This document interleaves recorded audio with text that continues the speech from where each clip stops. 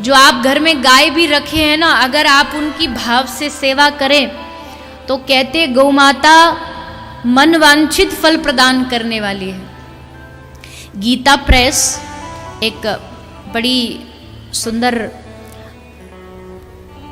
Press है जिसमें भगवान की अच्छी अच्छी धर्म ग्रंथों को प्रकाशित किया जाता है।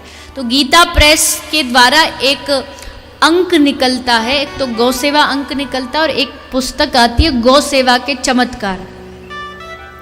तो गौ सेवा की चमत्कार एक छोटी सी पुस्तक है, उसमें जो असलियत में जो घटनाएं घटी हैं गौ माता की सेवा से उन सब का वर्णन किया गया है, उन सबको लिखा गया है। बहुत सुंदर सुंदर घटनाएं अपनी जिसके साथ हुई है गौ सेवा के प्रति चमत्कार। तो एक उसमें कथा आती है अंग्रेजों के समय की। अंग्रेजों के समय में दो मुस्लिम भाई थे, मुसलमान। तो ये दोनों मुस्लिम भाई ये अंग्रेजों के लिए, अंग्रेजों की एक कोई पार्टी होने वाली थी, उसके लिए ये एक गाय लेके जा रहे थे गौमांस के लिए। अंग्रेजी में गौमांस को बीफ कहते हैं। तो उस गौमांस के लिए आज अंग्रेजों को गाय चाहिए थी, तो ये दोनों गाय को लेके जा रहे थे। पर थोड़ा थक गए थे पैदल चलते चलते, तो पेड़ के नीचे सो गए, विश्राम करने लगे।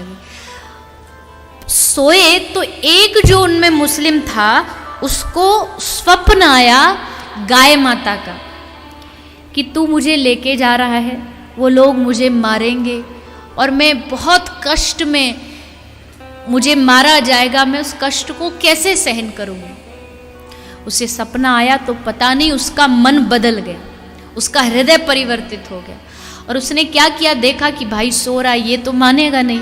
तो उसने जिस गाय, जो रस्सी से गाय बंधी थी ना पेड़ से, वो रस्सी खोल दी और गाय भाग गई।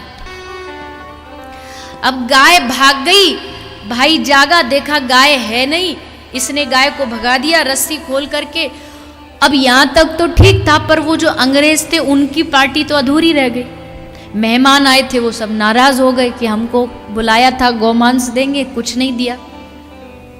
तो अंग्रेजों ने आदेश दे दिया कि जिसने गाय को, उस मुस्लिम ने जिसने भगाया, उसको फांसी चढ़ा दो, फांसी की सजा दे दो। तारीख निश्चित हो गई कि फलाना फलाना दिन, ये समय इसको फांसी पे चढ़ा दिया जाएगा। अब उसने मनी मन सोचा कि गौ माता मैंने तो तेरी रक्षा की और उसका परिणाम देखो, मुझे मौत मिल रही है, अब तू ही रक्षा करेगी। ये कह के वो चला गया। सुबह फांसी का समय आया, जल्लाद आया फांसी चढ़ाने के लिए। फांसी पर उसको खड़ा कर दिया गया। जल्लाद ने वो खींचा, तख्त हटा, शरीर लटक गया। अब जो भी नियम अनुसार वो रहता है उतनी देर लटका रहा, उसके बाद उसको उतारने गए। अब जैसे उतार के उसे लाए, रस्सी से उतारा तो देखा कि वो अब भी जिंदा था, मरा नहीं। अब जिंदा था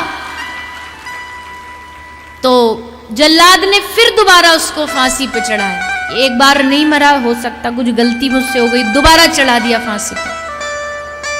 दोबारा उसको फांसी पे चढ़ाया तो फिर भी बच गया। अब बड़ा आश्चर्य हुआ। अब पहली बात तो संविधान का नियम होता है कि जब एक बार आप, नियम होता है एक बार फांसी पे चढ़ाना, अगर वो नहीं मरता तो जब तक दूसरा नियम नहीं आ जाता तब तक आप उसे फांसी पे नहीं चढ़ा सकते। पहली बात तो जल्लाद को इसी बात पे दंड मिला।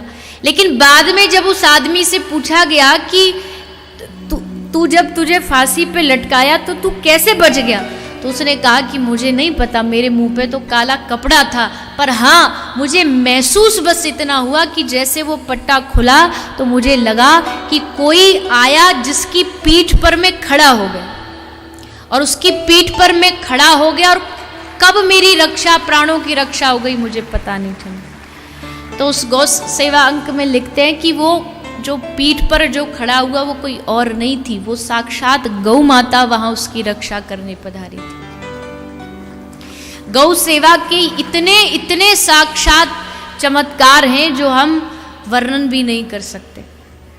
तो आप जिनके घर में गाय हैं उनकी बड़े भाव से सेवा करिए, उनको इष्ट मान करके उनकी पूजा करिए, तो हमारा देश भी विकास करेगा और देश में जो पाप वृत्ति बढ़ रही है वो कहीं ना कहीं गौ सेवा से, गौ रक्षा से खत्म हो सकती है।